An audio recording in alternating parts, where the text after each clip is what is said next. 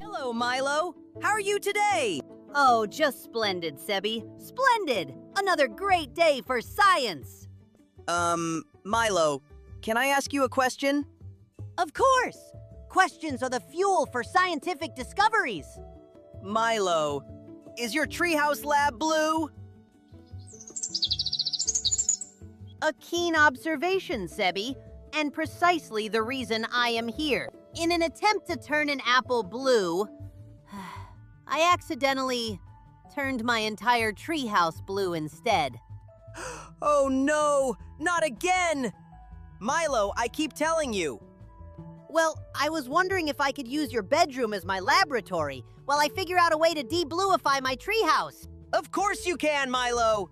This will be fun! We can spend the whole entire day together! So Milo moved into Seby's bedroom. He brought his telescope and his microscope and his solar panels and his calculators. It's a little crowded in here, don't you think? I was thinking the same thing, Seby. I think your rock collection is going to have to go to make room. Okay. Well, what should we do first? I have a few adjustments to make to my latest invention. Okay, that sounds fun enough. Seby watched as Milo pulled out this invention and turned it on. The invention sprung to life and began to make a very loud clanging noise. Why is it making that loud noise? That's what I'm trying to figure out. My hypothesis is that... What? I said my hypothesis is... What? I can't hear you! Seby didn't like that loud noise in his bedroom. Finally, Milo turned a loose screw and the clanging finally stopped. Whew! Finally! That was really loud.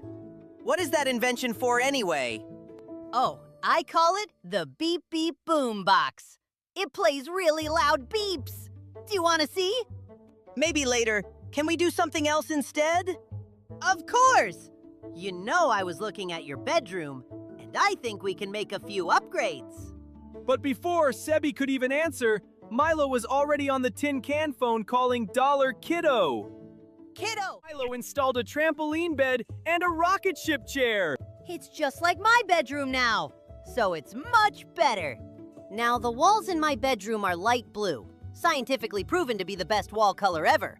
Seby liked having Milo around, but he really liked his wall color. He didn't want to change it. And he liked how his bedroom was before. But how would he tell Milo that? He didn't want to hurt his feelings. Seby really wanted to share his space with Milo, but he just couldn't take it anymore. Stop! I don't want you to move my bed! But according to my scientific calculations, the best place to put a bed is over there.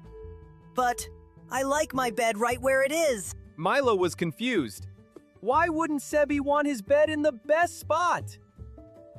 I like it by the window because every morning I wake up and wave hello to you in your treehouse lab.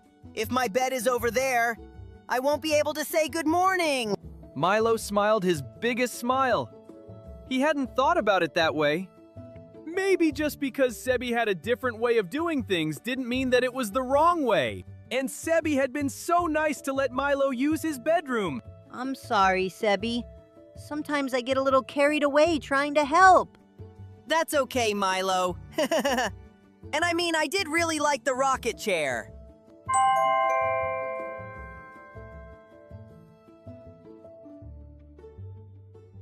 Seby loved to nap, but today he was having a little trouble. Midday naps are usually my favorite, but my bed is too uncomfortable. I just can't seem to fall asleep.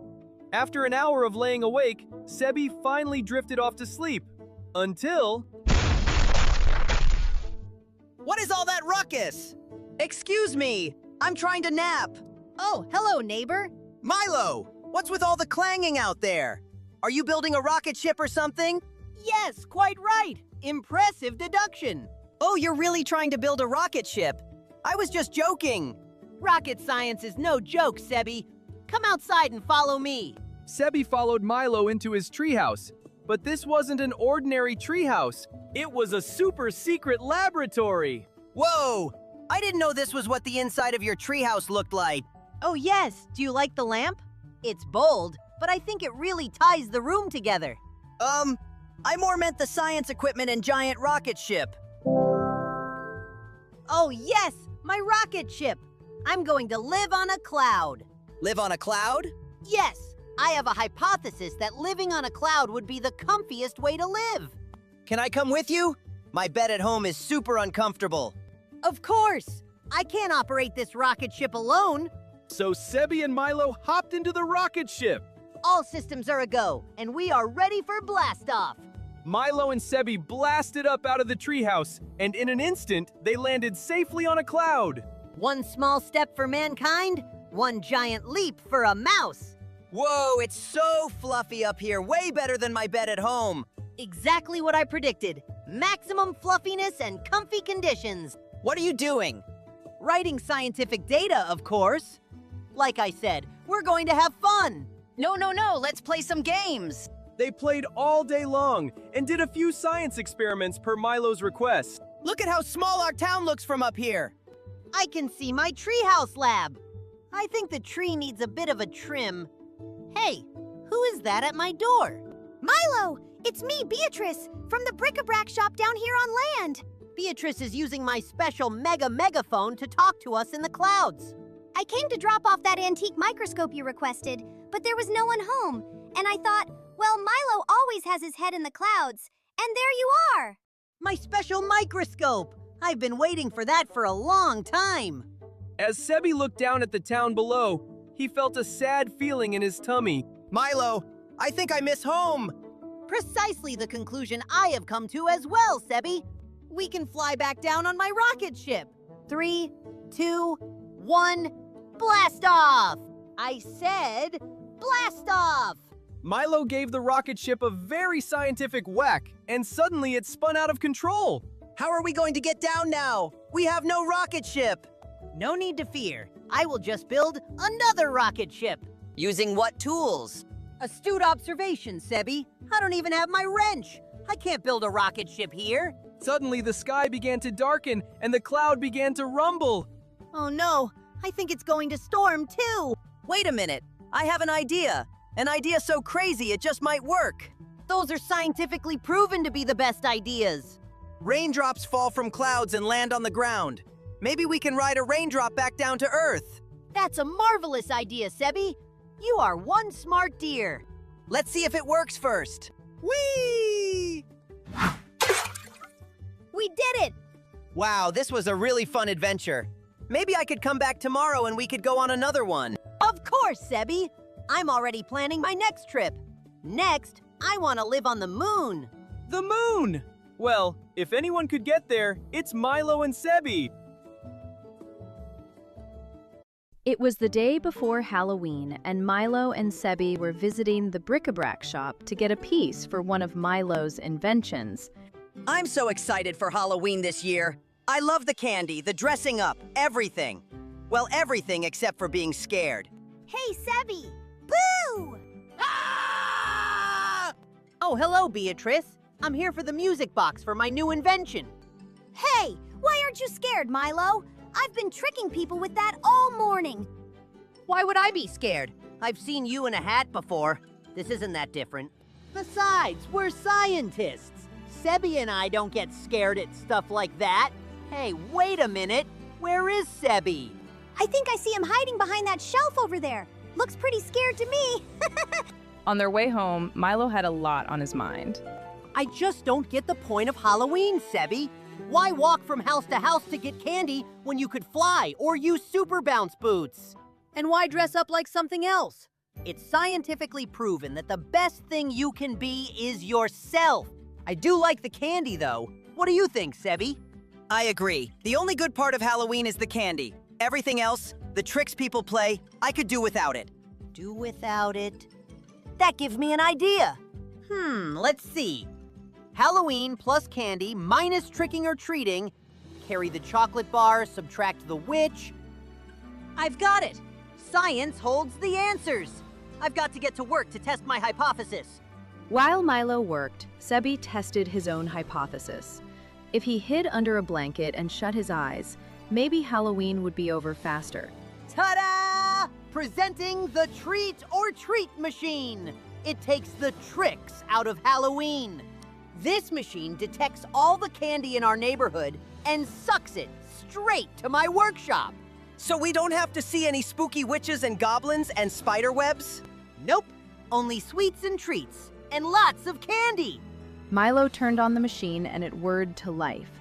It started shaking and suddenly began to overflow with more candy than they had ever seen. Woohoo! It works! All the candy, none of the scares! But the machine wasn't finished yet. As it ran out of candy, it started sucking in sugar, chocolate chips, and jars of honey from all over town. I don't think this is candy. Still tastes sweet though. Milo waded through the piles of delicious sugary treats to switch the machine off. A very successful test. I'm ready to feast on some treats. Yummy in my abdominal region. That's science speak for tummy. Milo, I was thinking, if we took all the candy, then what are the other trick-or-treaters going to have for their Halloween? Oh my, Seby. I hadn't considered that part of the equation. You don't think the other trick-or-treaters will have to have... Vegetables, toothbrushes, and rocks! Oh my! We've got to do something to fix this. Otherwise, it'll be the scariest Halloween of all. But how will we blend in and return all this candy without anyone noticing us? I think it may be time for some costumes. You're absolutely right! Seby, hand me my wrench. I think you mean sewing needles. So, Seby and Milo got to work making their disguises. Okay, I think this will work. No one will know it's us. Now we just have to blend in and return this candy. Milo and Seby walked up to the first house and took a deep breath. I really hope this works. Trick or treat! But instead of taking candy, Milo and Seby quickly dumped some of their candy into the empty bowl and ran off as fast as they could. It worked, Milo! Now we just have to do the rest of the houses on the block. All in the name of science, of course. Milo and Seby went house to house, returning the candy in their costumes. Only one more house and then all the candy will be returned. Oh no! It's Beatrice's bric-a-brac scare shack! The scene of my big scare. Well, what are you waiting for? Let's go! Maybe we should just head back. Beatrice probably hates candy anyway. Seby, in my scientific opinion, I think I've come to the conclusion that you may be a little afraid. Yeah, I am. But I know we have to return this candy. It's the right thing to do, even if I'm a little terrified. I won't leave your side, Seby. We can go together. So Milo and Seby walked through the doors into the creepy, crawly, super scary bric-a-brac scare shack. Hey, Seby! Boo! Ah! Are you laughing, Seby? Yes! I was so scared, but I guess it can be fun to have a little scare here and there. And besides, I know it's just you, Beatrice, and you're my friend. Yes! At Halloween, it can be fun to be scared, but it's also nice to know that it's all pretend. Well, at least one of us likes Halloween. I just still don't see the point. I did have fun with you tonight, though, Seby. And what was it that you were doing together tonight?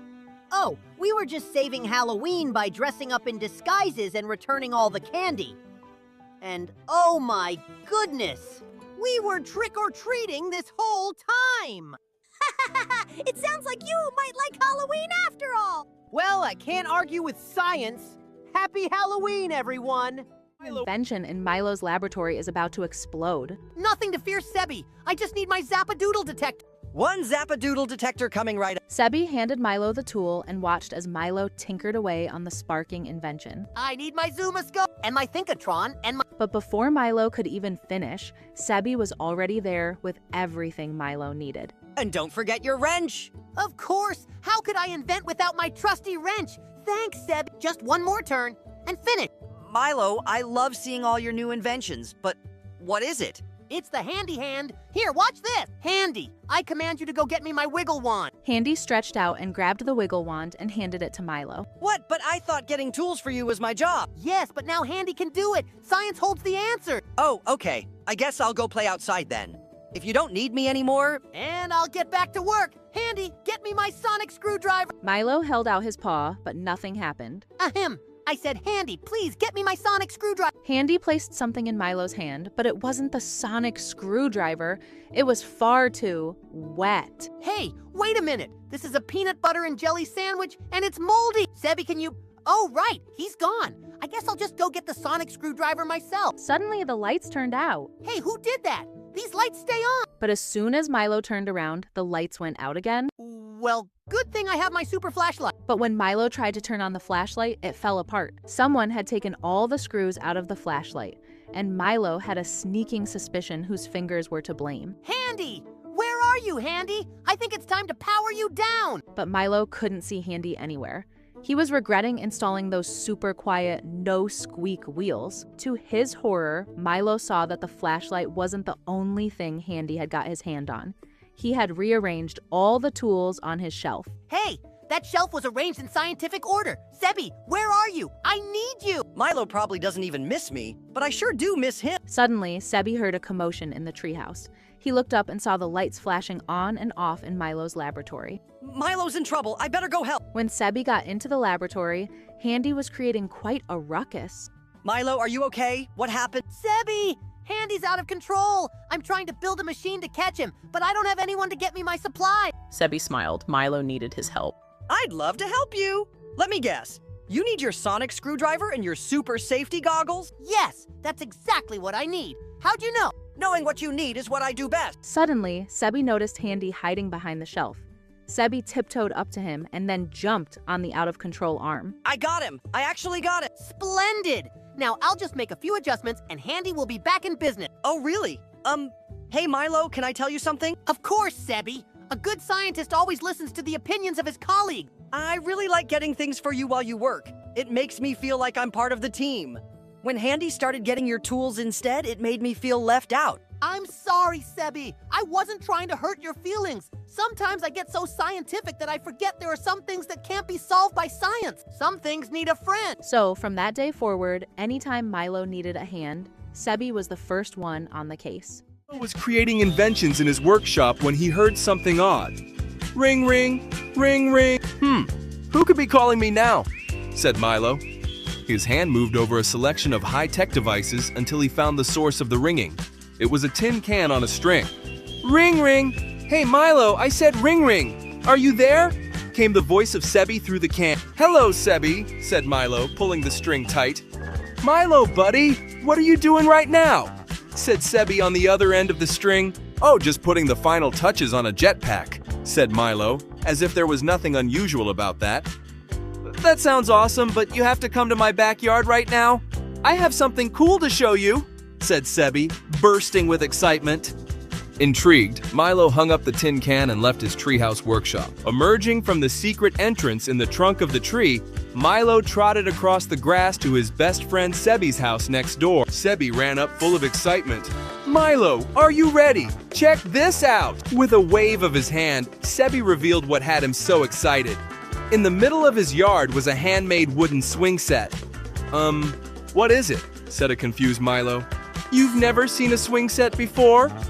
Oh, it's the best, said Seby. First you sit here, said Seby as Milo sat in one swing. And I'll sit in this one, continued Seby, sitting in the swing beside his friend. And then what? Said Milo, looking like a fish out of water. Where's the on switch? No switches here. We swing by kicking our legs back and forth, said Seby, swinging himself. Milo tried to copy, wiggling his little legs.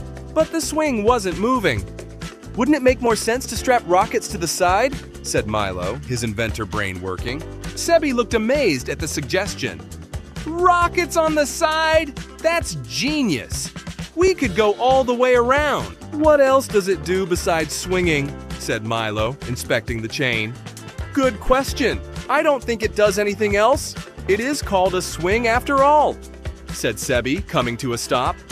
Well, this won't do it all, said Seby, gearing up for a big announcement. We can make a better swing. Science holds the answers. Yeah, that sounds awesome, said Seby. What do you have in mind? Just a few simple ideas, said Milo with excitement. Later, after a feverish few hours of work, Milo invited Seby over to his backyard. Behold, said Milo with pride, the swing set of the future. Seby couldn't believe his eyes. In Milo's backyard was a shining metal swing set, freshly invented and covered with exciting new attachments. "Whoa!" said Seby, his eyes bulging. "First, may I invite you to sit in this comfy armchair? No hard seats here," said Milo. Seby took a seat in the cozy chair. "So soft," he said, snuggling down. "It comes with a recliner option and massaging vibrations," said Milo, extending out the footrest for Seby. "Next, why swing for real when technology can make you feel like you're swinging?" said Milo.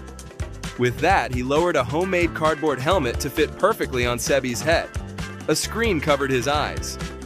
"What's with the box?" said a confused Seby. "Why have one view when you could experience being on a swing anywhere in the world?" said Milo, flicking a switch on the invention. Seby couldn't believe what he was seeing. "It's like I'm on a swing set on the moon," he said with amazement as his vision filled with a lunar landscape. "And the final touch," said Milo with a flourish. "A little wind in your hair." Milo turned on a small fan mounted on the helmet, blowing cool air across Seby's face. "I give you the world's best swing set," announced Milo. As Seby sat there on the cozy recliner, something about this just didn't feel right. "Milo," said Seby, "this is a really cool invention, but I kinda just feel like I'm watching TV." "Yes, and isn't TV fun?" said a confused Milo. "Sure, sometimes. But can I show you something?" said Seby, having an idea. "I think I know what it's missing." Reluctantly, Milo returned with Seby to his handmade swing set and sat down in the uncomfortable seat. "Okay, it's still boring," he said. Seby got a grin. "Well, try this." And with that, he gave Milo a nice big push forward. "Whoa!" cried Milo, holding onto the chains. "What is this? What's it doing?" "It's swinging," said Seby with a grin. "Just keep holding on." As Milo's swing went higher and higher, his grin grew wider and wider. "This is amazing! This is so much fun!" As Milo slowed back down, Seby crossed his arms. "Pretty cool, right?" Milo looked thrilled. "Yeah, it's amazing. Who knew that something so simple could be so much fun?" "That said," mused Milo with a grin, "I still think we could maybe add just one